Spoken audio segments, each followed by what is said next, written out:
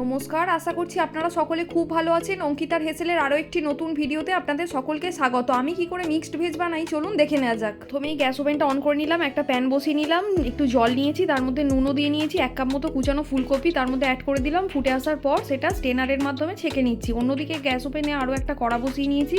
কড়া ভালো মতো গরম হয়ে গেলে তাতে 2 টেবিল চামচ মতো সাদা তেল অ্যাড করে দিয়েছি এবং একটা ক্যাপসিকাম কুচিয়ে রেখেছিলাম, সেটাও ভালো মতো ভেজে নিলাম। ওই কড়াইতে আরও বেশ কিছুটা তেল অ্যাড করে নিয়েছি, আলু, গাজর, বিনস আর ফুলকপি সেগুলো অ্যাড করে দিলাম। দিয়ে বেশ কিছুটা নুন দিয়ে ভালো মতো সবজিগুলো ভেজে নিতে হবে। সবজিগুলো ভাজতে ভাজতেই যাতে ভালো মতো সেদ্ধ হয়ে যায় সেই জন্য একটু ঢাকাও দিয়ে নিলাম।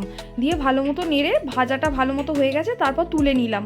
ওই কড়াইতে আরও একটু তেল অ্যাড করে দিলাম, একটা বড় সাইজের পেঁয়াজ কুচিয়ে রেখেছিলাম সেটা অ্যাড করে দিলাম। দিয়ে একটু নাড়াচাড়া করে নিয়ে তার মধ্যে বেশ কয়েকটা রসুন, মানে ওই 5 থেকে 6টা মতো রসুন, 1 ইঞ্চ মতো আদা, একটা বড় সাইজের টমেটো আর 3টে কাঁচা লঙ্কাও অ্যাড করে দিলাম। এগুলো ভালো মতো মিশিয়ে নিচ্ছি। তারপর এর মধ্যে বেশ কিছুটা পরিমাণ কাজু অ্যাড করে দিলাম, দিয়ে ভালো মতো মিশিয়ে নিচ্ছি।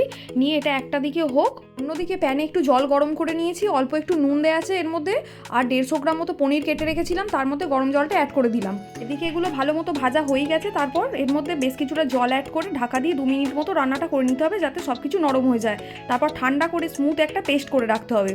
অন্যদিকে কড়াইয়ের মধ্যে আরও বেশ কিছুটা সাদা তেল অ্যাড করে দিয়েছি, তারপর তেজপাতা, দারচিনি আর গোটা জিরে অ্যাড করে দিলাম।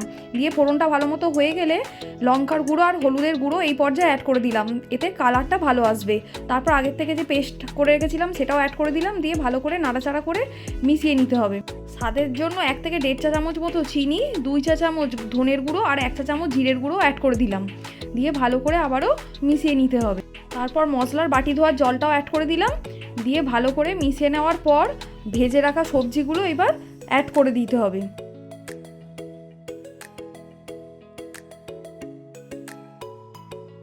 পনিরগুলো অ্যাড করে দিলাম। আমি পনিরগুলো একদমই ফ্রাই করিনি, আপনারা চাইলে অবশ্যই করে নিতে পারেন। এইবার ভালো করে মিশিয়ে নিয়ে গরম জল একটু পরিমাণ মতো অ্যাড করে দিলাম। দিয়ে ঢাকা দিয়ে 2 মিনিট মতো রান্নাটা করে নিলেই হয়ে যাবে।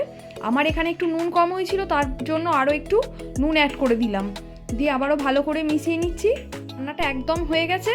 এরপর ওপর থেকে কাসৌরি মেথি আর 1 চা চামচ মতো বাটার অ্যাড করে দিলাম। দিয়ে ঢাকা দিয়ে আরও কিছুটা সময় স্ট্যান্ডিং টাইমে রেখে দিলাম।